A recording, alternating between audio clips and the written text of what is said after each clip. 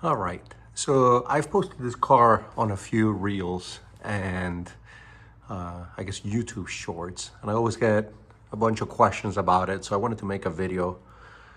So I've had this thing for 2 years.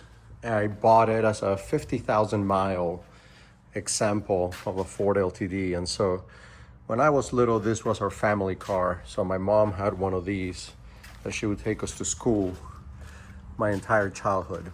And so when I bought the car, it was in great shape. And then I got it. I had to fix a bunch of things because it had been sitting for a long time. Even though it has 50,000 miles, it needed quite a bit of things fixed. But anyways, we'll go through it and I'll tell you what we did. So first things, this car's had the bumpers with a black strip around and the two bumper stops. I was able to find the police bumpers that I believe are a little bit cleaner. And so I put those on. This car also had a door molding that went halfway through the door. And so that was removed to make it look a little bit cleaner. Same thing in the wheel arches. This car's had a polished stripe that kind of like hugged the arch of the wheel. And so when I had the whole car painted, we changed that.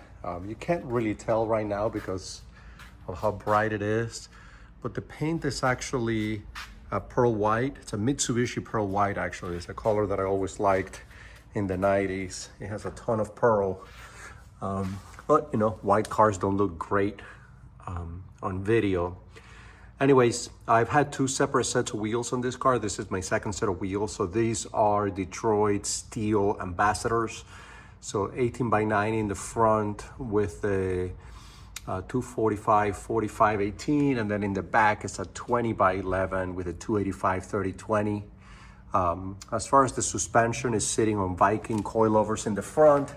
And in the rear, as of right now, it has Viking shocks, adjustable shocks as well. Same as the front, but the springs are made by Moog. They're supposed to be a 3-inch drop. So the car's lower 3 inches in the front, 3 inches in the rear. I wanted to go lower than this. So the next step of this project is going to be to do a custom suspension on it so that I can go a bit lower than this, because I think it would look a little bit nicer if we can get that fender to sit just below the lip of the wheel. It doesn't stick out, like the fitment of this is still inside by a little bit, pretty flush. The interior I haven't really done much with. This car, it had 50,000 miles, like I said, when I bought it. So I really didn't need to do anything to the interior.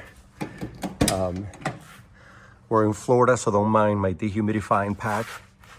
But it's all the blue interior, everything works as it should with the crushed velvet here.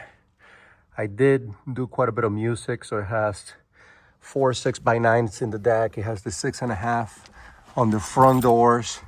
It has the Kenwood radio, and then a lot of LED. I switched all the lighting inside to the LED lighting. But as you can see, everything is pretty impeccable. I've been debating maybe doing leather, like a nice blue leather in the interior. That thing down there drives me crazy, it keeps falling off. I'm probably gonna remove that altogether. But for the most part, a super clean interior, given the age of the car. It's got the factory vinyl top. It's a miracle that that's survived in that kind of shape. In the trunk, it's a 3 JL Audio 12 TW3s. So these are the narrow subs. The depth of this is about 9 inches. So they're fairly narrow. Original spare tire, pretty amazing. And I have the crates there just when I carry stuff, so it's not like swishing around. The way the box was built, you can put a bunch of weight on top of it and it won't matter. So you can see that. Let's get the key here. The engine bay, you know, the engine is probably the last thing that I'm gonna be addressing on this car. Hopefully we can do that in the next couple of months. Which is, so these cars came with a detuned version of the 5.0 engine from the Fox Body Mustang. So you can kind of see, all I did is I threw an intake on it because the plastic system, there was a crack on the tube. Added some grounding wires because the grounds on this thing are pretty brittle.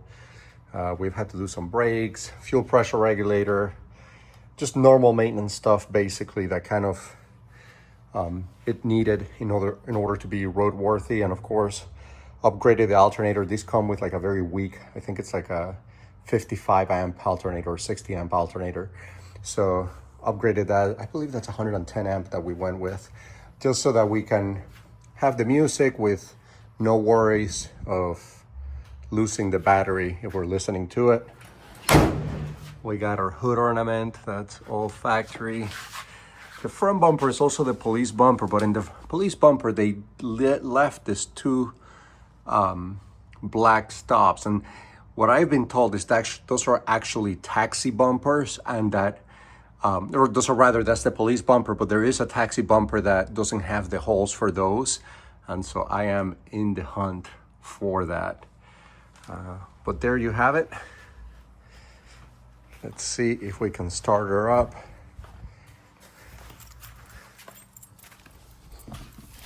But I absolutely love this car. It's an old car, but ice cold air conditioning, nice seats, super comfortable, not terrible in gas. So let's see.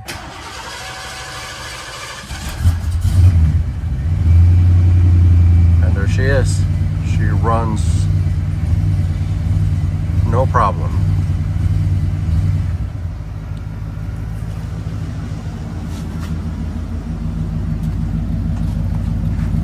I did put the Flowmasters just because the whole exhaust was rotted out, and so it has Flowmasters with the dual tips.